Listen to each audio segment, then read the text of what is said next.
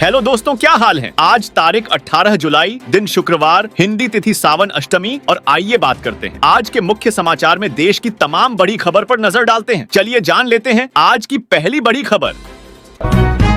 दोस्तों, भारत और रूस की दोस्ती विश्व पटल पर एक मिसाल है, लेकिन नाटो प्रमुख मार्क रट्टे को ये दोस्ती शायद रास नहीं आ रही। जी हाँ, रूस के साथ व्यापार पर प्रतिबंधों की धमकी देने वाले नाटो को भारत ने दो टूक जवाब दिया है। विदेश मंत्रालय के प्रवक्ता रणधीर जायसवाल ने कहा कि भारत अपनी जनता की ऊर्जा जरूरतों के लिए किसी के दबाव में नहीं झुकेगा। भारत अपने राष्ट्रीय हितों और वैश्विक बाजार की गतिशीलता के आधार पर ही फैसले लेता है। दोहरे मापदंड अपनाने वालों को भारत ने साफ चेतावनी दी है।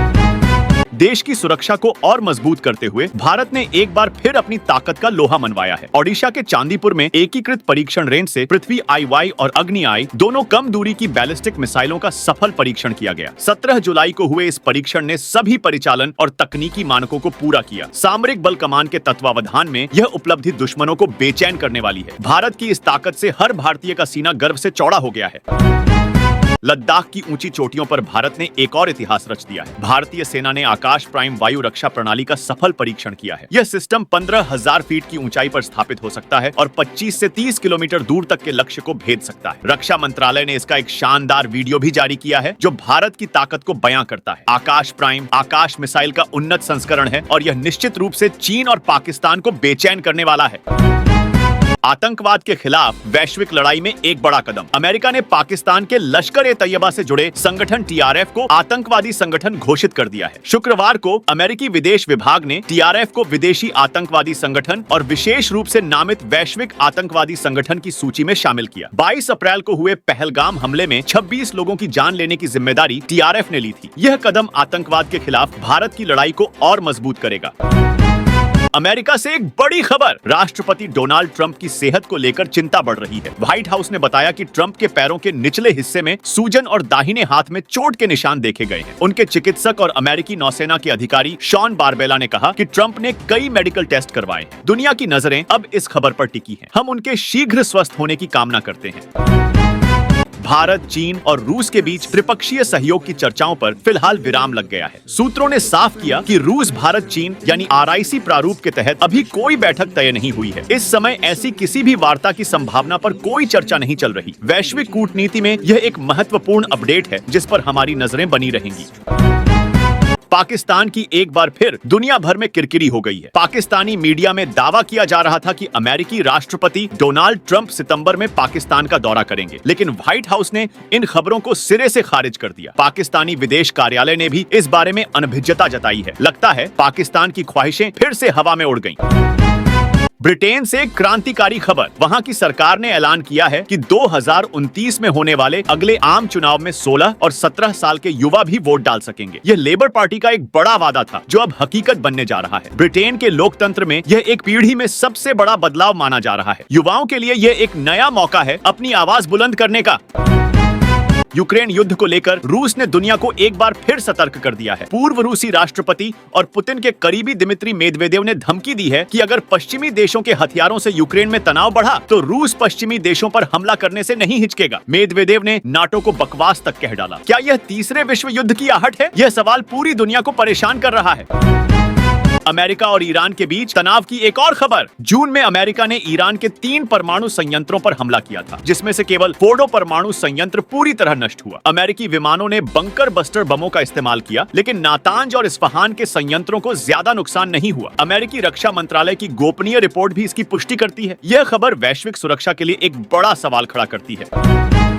गाजा से एक दिल दहला देने वाली खबर। इजराइल ने गाजा के इकलौते Catholic church Holi family church पर हमला कर दिया। इस हमले में 3 लोग मारे गए और 10 घायल हो गए। टैंक के गोले से चर्च की इमारत को भारी नुकसान पहुंचा है। इजराइल के प्रधानमंत्री बेंजामिन नेतन्याहू ने इसे गलती बताते हुए खेद जताया है, लेकिन यह घटना गाजा में तनाव को और बढ़ाने वाली है।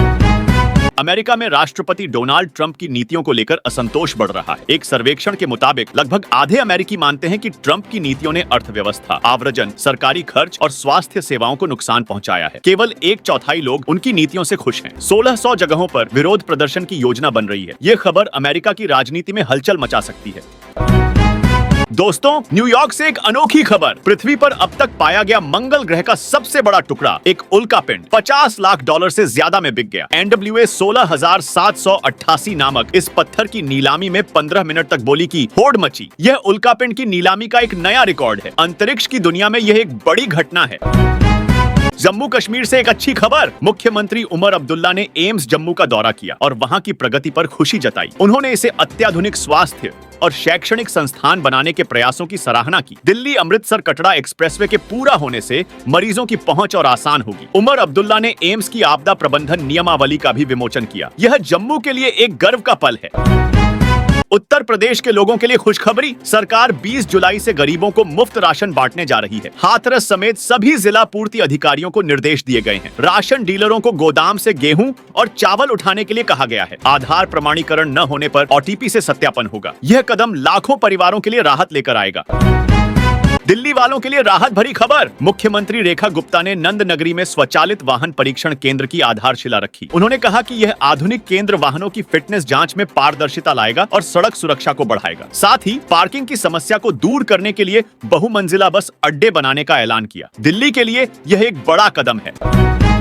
देहरादून आने वाले सैलानियों के लिए शानदार खबर। देहरादून रेलवे स्टेशन पर अब बाइक और स्कूटी किराए पर उपलब्ध होंगी। सामान्य दिनों में स्कूटी का किराया 490 रुपए और बाइक का 1190 रुपए होगा। आधार कार्ड और ड्राइविंग लाइसेंस के साथ आप 24 घंटे के लिए बाइक ले सकते हैं। यह सुविधा देहरादून की सैर को और आसान बनाएगी।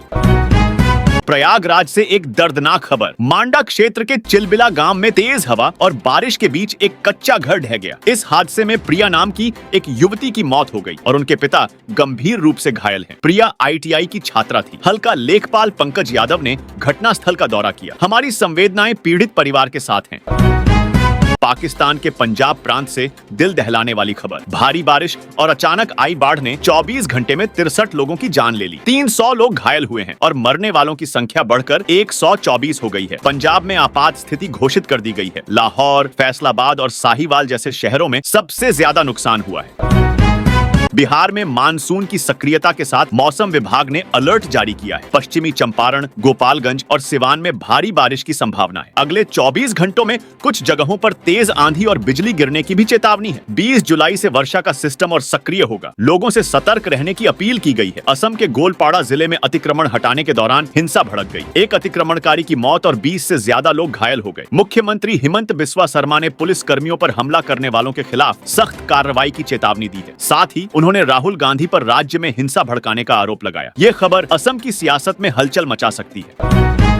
बॉम्बे हाई कोर्ट ने गैर कानूनी गतिविधियां अधिनियम यानी UAPA की संवैधानिक वैधता को चुनौती देने वाली याचिका खारिज कर दी। मुख्य न्यायाधीश AS गडकरी और न्यायमूर्ति नीला गोखले ने कहा कि UAPA अपने वर्तमान स्वरूप में पूरी तरह वैध है। यह फैसला आतंकवाद के खिलाफ भारत की लड़ाई को और मजबूत करेगा। नई दिल्ली से इम्फाल जा रही इंडिगो की फ्लाइट में तकनीकी खराबी आ गई। पायलट ने तुरंत ATC को सूचित किया और विमान को सुरक्षित दिल्ली एयरपोर्ट पर उतारा गया। इंडिगो ने कहा कि सुरक्षा के लिए यह कदम उठाया गया। जांच के बाद विमान ने अपनी यात्रा दोबारा शुरू की। इंडिगो ने यात्रियों से असुविधा के लिए माफी मांगी है। श्री हरमंदिर साहिब को बम से उड़ाने की धमकी देने वाला आरोपी तमिलनाडु से गिरफ्तार कर लिया गया है। सोमवार से लगातार ईमेल के जरिए RDX से हमले की धमकी मिल रही थी। पुलिस और अर्धसैनिक बलों ने तलाशी अभियान चलाया और आरोपी को पकड़ लिया। पुलिस कमिश्नर गुरप्रीत सिंह भुल्लर जल्द ही इस मामले में प्रेस कॉन्फ्रेंस करेंगे। मुंबई के बांद्रा से दिल दहलाने वाली खबर। भारत नगर में एक 3 मंजिला चौल में सिलेंडर ब्लास्ट के बाद पूरी इमारत ढह गई। सुबह 5:56 पर हुए इस हादसे में 10 लोगों के मलबे में फंसे होने की आशंका है। 7 लोगों को सुरक्षित निकाला गया है, लेकिन बचाव कार्य अभी जारी है। हमारी संवेदनाएं पीड़ितों के साथ हैं।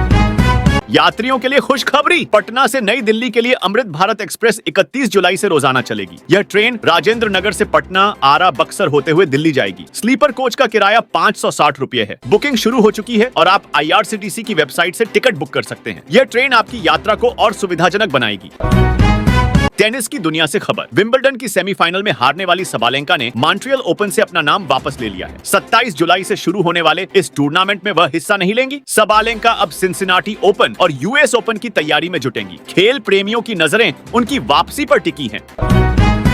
कर्नाटक में मेटा के फेसबुक और इंस्टाग्राम पर कन्नड़ से अंग्रेजी में गलत अनुवाद का मामला गर्मा गया है। मुख्यमंत्री सिद्धरमैया ने इसे खतरनाक बताते हुए अनुवाद सुविधा बंद करने की मांग की। मेटा ने गड़बड़ी स्वीकार की और माफी मांगी। कंपनी ने सुधार का वादा किया है। सिद्धरमैया ने सोशल मीडिया कंपनियों से जिम्मेदारी से काम करने की अपील की है।